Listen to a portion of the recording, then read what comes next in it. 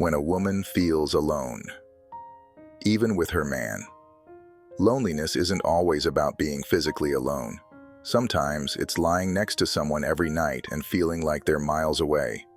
A woman can smile, cook dinner, laugh at his jokes, and still feel that hollow emptiness, the kind that lingers even when he's right there. You see, for a woman, connection isn't just about proximity. It's about feeling seen, heard, and understood. When that emotional bridge collapses, the silence between them speaks louder than any words ever could. She might try to talk, to explain how she feels, but sometimes the hardest thing is explaining loneliness to the very person causing it. And it's not always because he's a bad man. Maybe he's distracted. Maybe he thinks that providing, fixing things around the house, or simply being there is enough.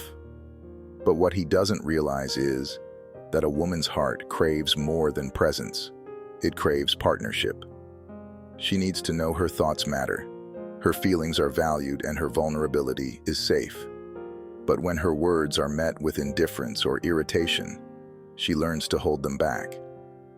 She nods through conversations, laughs at the right moments, and keeps the peace. Yet inside, she's screaming for him to notice her, to ask the questions that matter, to make her feel like she's not invisible. And let's not forget the emotional labor. Often, she's the one carrying the relationship, planning the dates, checking in, making sure he's okay. But who checks in on her? Who asks how her day was?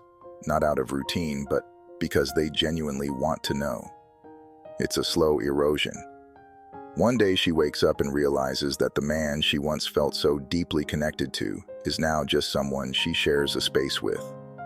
The intimacy has been replaced by small talk and empty "I love yous" that feel more like habits than truths.